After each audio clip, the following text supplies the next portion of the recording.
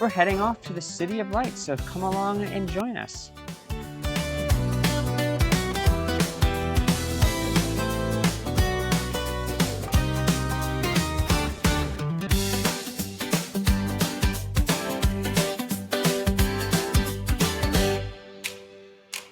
All right, we made it off the boat. Really easy getting off the boat. We just basically walked off. They didn't check passports or anything. It took us about 5 or 10 minutes to get off the boat.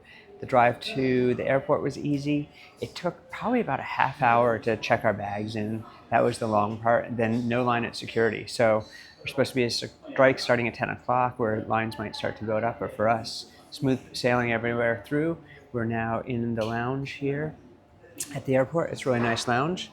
Ryan is playing a game and Jackson is having some breakfast. And Mom is checking her phone after having some breakfast as well.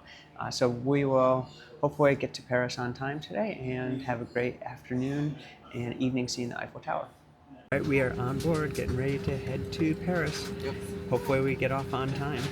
Hopefully. We should. We should. We're on board now. Really early. So. Yeah, and there's no delays, so hopefully the strike is not going to impact us at all. Well, we made it to Paris 5 minutes early, actually, so the strike did not have any impact on us. We were actually just kind of chilling out and enjoying our luxury large room, which is actually decent size compared to Paris standards. So we're heading off tonight to go see the Eiffel Tower at sunset. It should be pretty good. We're going to try to get some dinner on Rue Claire and see how it goes. We made it to Rue Claire. It looks pretty much like what you'd expect a Paris street to look like. Just lots of people walking and lots of shops. We took the metro here. It was jam-packed to say the least, but it worked out well. It was a good experience. So we're going to check out the area, get some dinner eventually, and then head over towards the Eiffel Tower. All right, so we're just kind of walking down from Rue Claire to the Eiffel Tower. Jackson, what are your first impressions of France? I think it's a very beautiful city. I definitely think it looks better than some of the other places we've been. I think Italy kind of just felt too old for me. It didn't really feel like a city. It felt more like a historic site. This feels like a place that people live in and is believable to call a city, rather than something like Rome where every building looked like it was thousands of years old. We're at the Eiffel Tower. What do you think, Ryan? I mean, I just don't think any camera, I don't think words, I don't think anything can, like, capture the grandeur, the spectacularness of the Eiffel Tower and just, like, everything about it. I mean, seeing that this was made of metal and seeing just how big it is in person is really quite crazy. And, yeah, I mean, it's really cool. Yeah, I mean, it's interesting to think that, last week or a week or so ago, we were looking at the Colosseum, which is, incredible because it's, over 2,000 years old and it was built by that. But yeah, this is an incredible in a different way, really, because it's the scale of it is huge. Yeah. But it's not the ancient wonder that the Colosseum necessarily is. Yeah, but So. yeah, I mean, And what is it? Gustave Eiffel. Yeah. Props to you. And we're going to the top in a little Right. bit.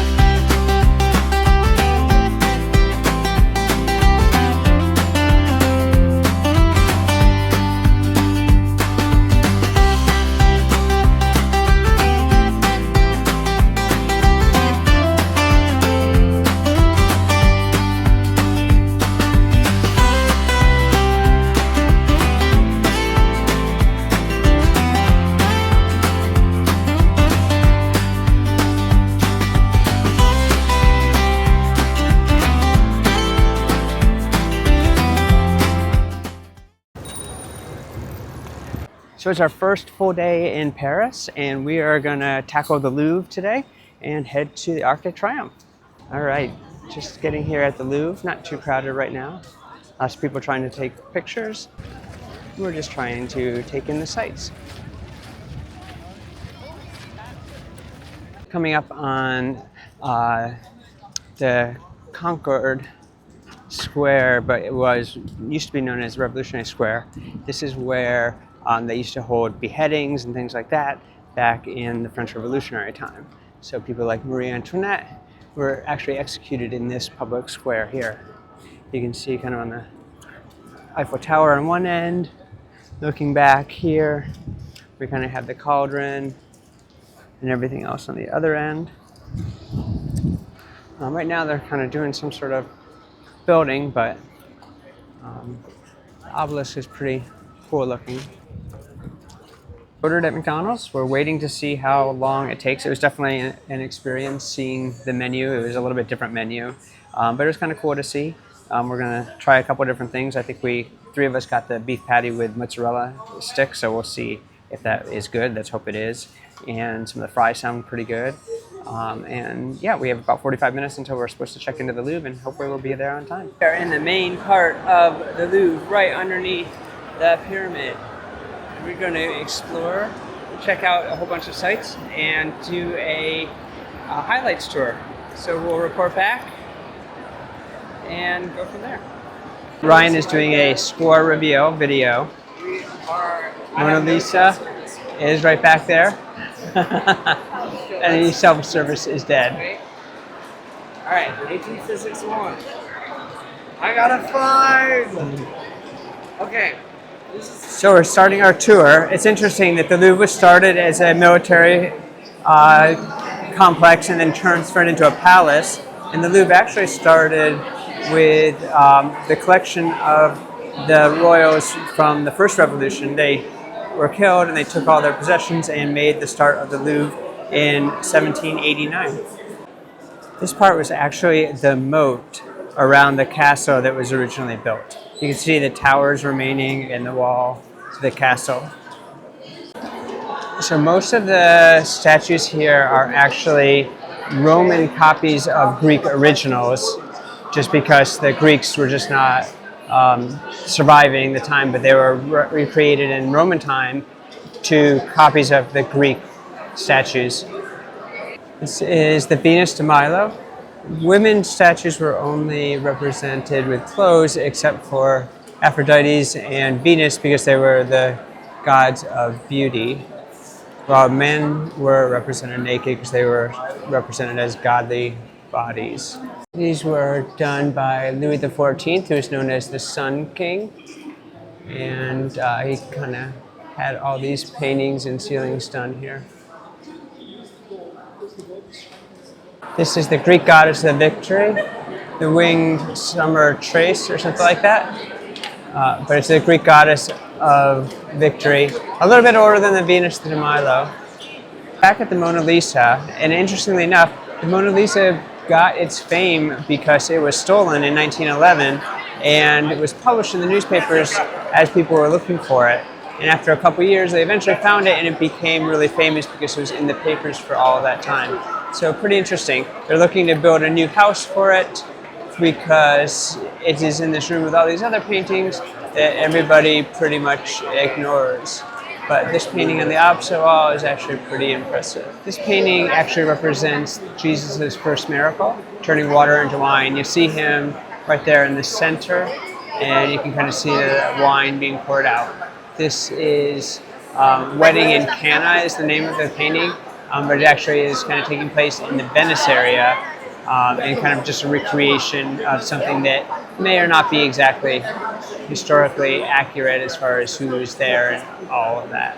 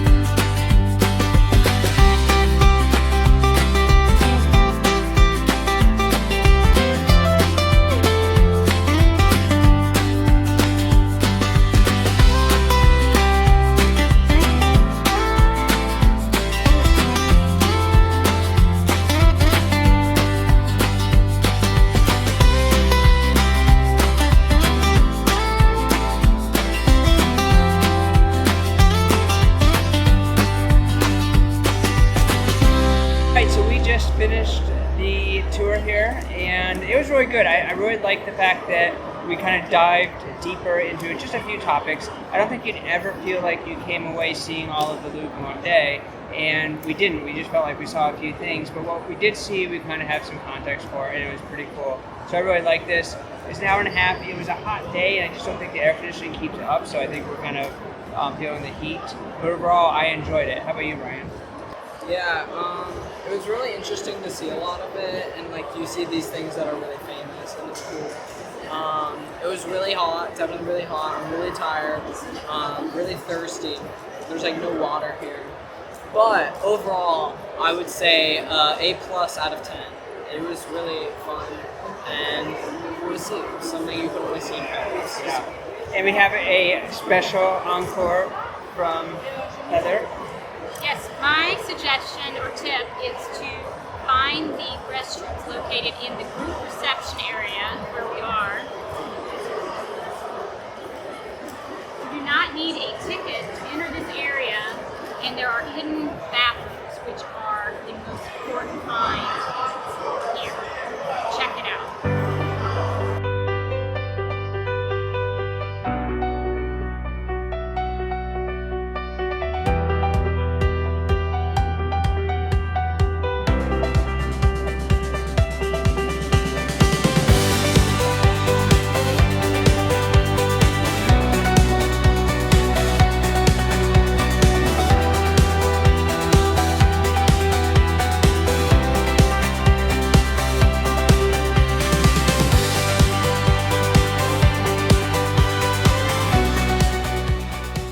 Taking a break from the Champs-Élysées and having some dinner, just wanted to get some reactions from people. Heather, what do you think so far? I really liked it. A lot of stores and everything you could need, you can find there. How about you, Ryan? I think it's really interesting. It's kind of weird to see it and be like, this wasn't built as a road, you know, and that they kind of intended it for military parades instead of obviously being a road. So I think that's really interesting. Yeah, and how about you, Jackson? I think it's interesting because they have a bunch of these like American companies or companies we have back in America, but then to see it in the setting of France, makes it just feel different and interesting. Yeah, and I think one of the things for me that's always interesting about this road is that it's just like a Saks or a Michigan Avenue or something like that, or Fifth Avenue, except it is anchored on the ends by the Arc de Triomphe and the Louvre and just iconic landmarks and this huge wide street that was built as a place for military heroes. And to see all the stores and all the people. It's just really interesting. All right, so we just finished dinner here at the Terre de Couscous. It was surprisingly good. Just kind of picked a random place. We're only about a half a block from the Champs-Élysées. 70 euros for all of us, including an appetizer, drinks for everyone, and a main dish. It's a really good value and just really good quality considering where we are. Very filling. Yeah, very filling. We sat inside because it's a hot day, and they had outdoor seating, so I would definitely recommend it. So we are kind of coming to the ends of the Champs-Élysées and getting up to the Arc de Triomphe. You see it has a lot of people on top. I don't know that we were going to climb it, but we'll see. But very impressive in size, but just kind of a cool. Now I've seen it before, so I'm kind of curious what my family thinks of it, and see how they think it is. It's, I think, going to be bigger than they think. I mean, it's a lot bigger than you'd think, seeing pictures. It's really interesting. I'm excited to see it closer up there, but yeah, it's cool.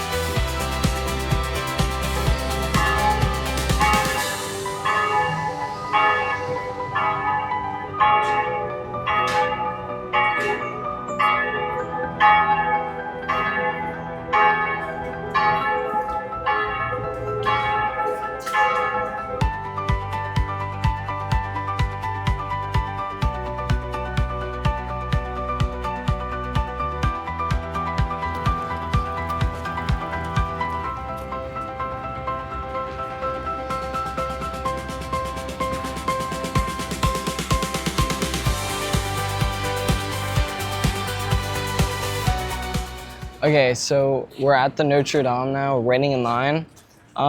This should be pretty cool. I'm pretty sure it's a Catholic cathedral, so it should be really interesting to see. It was burnt down, I think, or it was something happened to it, some kind of fire. So it's not complete. We meant to do a gargoyle tour, but they're only in the afternoon. But it should still be really cool to see.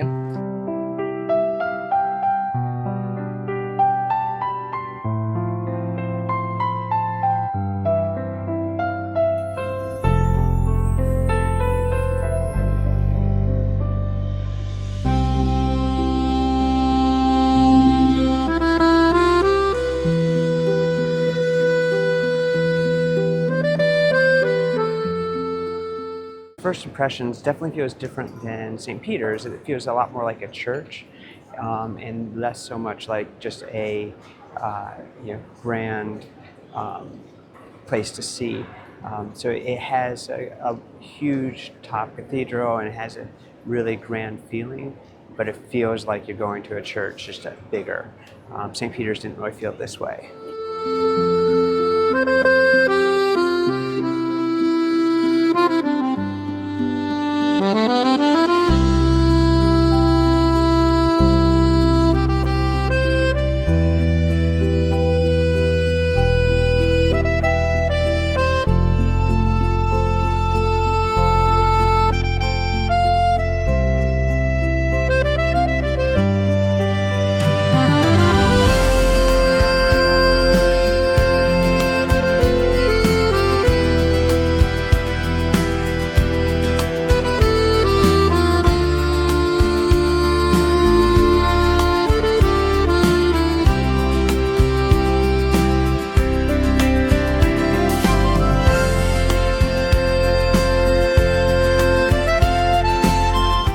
All right, so just finished up at Notre-Dame. I thought it was much different than St. Peter's. St. Peter's kind of felt like the Mecca of Christianity and almost like a museum in a way. This definitely felt like a church that you would worship in. A lot of stained glass, a lot narrower, but just kind of a large church that was incredible. But yeah, what are your impressions, Ryan? Yeah, well, even just looking at it from the outside, you can tell it's going to be different than the Italian churches or the Italian cathedrals, because the architecture is definitely a lot more Gothic, and so you kind of have this different French style to it. And the inside definitely also reflects that. And yeah, it was kind of more like a church setting. Obviously, that's what you'd expect. But the Vatican, of course, was added to and built on for several hundreds of years, thousands of years. And this one's kind of more just like it was built and then that was kind of it. So it's definitely a lot more like a church. And yeah, it was cool. It was really nice to see. The inside's beautiful, truly. It's cool. Yeah.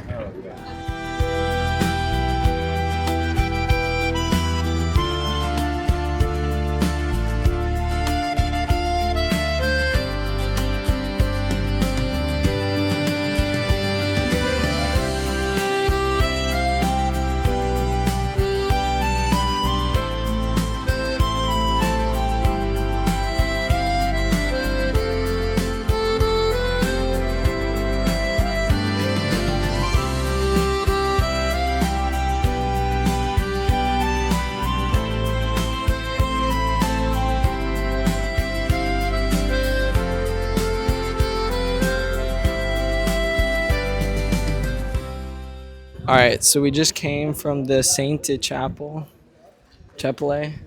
and it was interesting. It was definitely really cool to see all the stained glass, and yeah, I mean, when you look at it in hindsight, waiting 45 minutes and paying 44 euros for 3 people, maybe wasn't the best choice, but it's something you can only see here. So, for sure, if you got the time and you got the money, it's worth seeing. It was really cool to see. Lots of stained glass. That was very pretty. But yeah, it was interesting. It was definitely not a church, so I guess the worship stopped in I don't know, a while ago. during a French Revolution, one of them. And so, it was assumed by the government. It used to be a royal chapel. Uh, so, it's really expensive now, but cool to see. So, yeah. We are on our way to lunch at the Latin Quarter, and coming up from the Pantheon. This one looks a little bit newer than the one in Rome. But yeah, we'll see what we have here. It's a little bit early. Most places don't open till lunch or till noon, but we found one that's open at 11, so hopefully it's good. Now in the Latin Quarter in France, definitely a quieter area and feels a lot more lived in and just kind of like a local vibe. You can see the streets start to remind you of other European cities, but compared to Rome, a lot wider streets still, a lot better sidewalks, and a lot of little eateries along the way. All right, we just had lunch at Petit Grec. I had their signature dish, and it was really good. Heather? Yes, it was very good. I had a Nutella and banana crepe, and it was excellent. The best meal I've had in Paris so far. Yeah, we're in the Latin Quarter. It felt very authentic. They're just making it right there in front of us, and really good food. And yeah, glad we came out this way to get it. We're now on our way to Disneyland.